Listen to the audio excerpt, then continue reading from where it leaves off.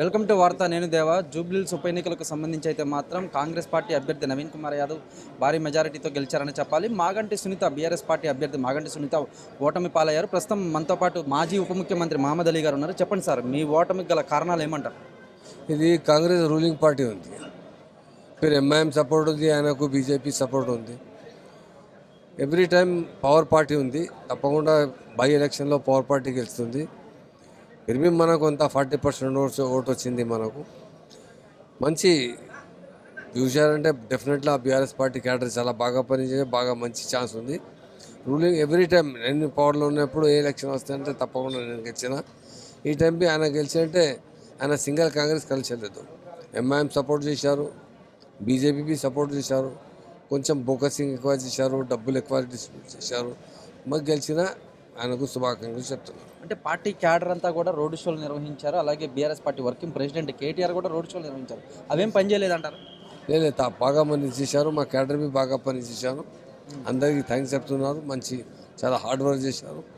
By ఎలక్షన్లో maximum ruling party గెలిస్తే ఈ టైంకి గెలిచారు. మీ బీహార్లో చూడ ఎట్లా అయింది కాంగ్రెస్ బీహార్లో ఎట్లా జరిగింది.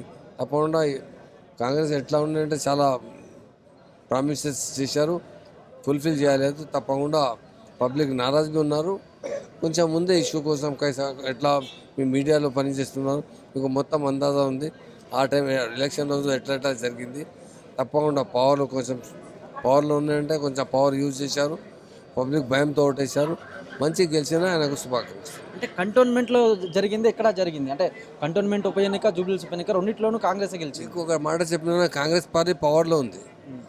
పవర్లో ఉంటే పబ్లిక్ అంటే పవర్లో పార్టీ ఓటు ఎందుకు ఇస్తా అంటే మాకు ఫ్యూచర్లో మాకు పని వస్తుంది, రూలింగ్ పార్టీ ఉంది, ఎందుకు ఆయన జగడా చేయాలి, ఆయనకు ఎందుకు నారాజ్ చేయాలి అందరూ. అది కాసం జూబ్లీలో అంటే కొంచెం ముందు అంటే ఇల్లీగల్ కన్స్ట్రక్షన్ ఎక్కువ ఉంది, అక్కడికి కొంచెం ఇష్యూస్ ఉంది. పబ్లిక్ భయం కోసం ఓటేశారు. డెఫినెట్గా రూలింగ్ పార్టీ కాంగ్రెస్ ఉంది, గెలిచిన. మా కేటీఆర్ బి ఆయనకు శుభాకాంక్షలు చెప్పిన. తప్పకుండా డెఫినెట్ బుల్డోజర్ వర్సెస్ కాంగ్రెస్ అన్నారు. కాంగ్రెస్ కోటేస్తే బుల్డోజర్ వస్తుంది అన్నారు. అయినా సరే భయం కోసం ఓటేసిన. ఈ బుల్డోజర్ భయం కోసం జూబ్లీలో ఇల్లీగల్ కన్స్ట్రక్షన్ ఎక్కువ ఉంది, చాలా పెద్ద బిల్డింగ్స్ ఉంది, పర్మిషన్ లేదు. ఆ భయం కోసం ఆయనకు థ్రెడ్ చేశారు. ఇట్లా మేము ఓటు వస్తాయి ఇవ్వాలి, లేకుంటే తప్పకుండా మేము యాక్షన్ తీసుకోపోతే అంటే వచ్చింది. ఆయనకు ఏమేమి జరిగింది మొత్తం ఐడియా ఉంది మీడియాకు. ఫైనల్గా ఏం చెప్తారు కాంగ్రెస్ పార్టీ అభ్యర్థి నవీన్ యాదవ్? ఏమంటే నవీన్ యాదవ్ గెలిచిన శుభాకాంక్షలు చెప్తున్నారు. తప్పకుండా ఆయన ఫోర్త్ టైం గెలిచిన.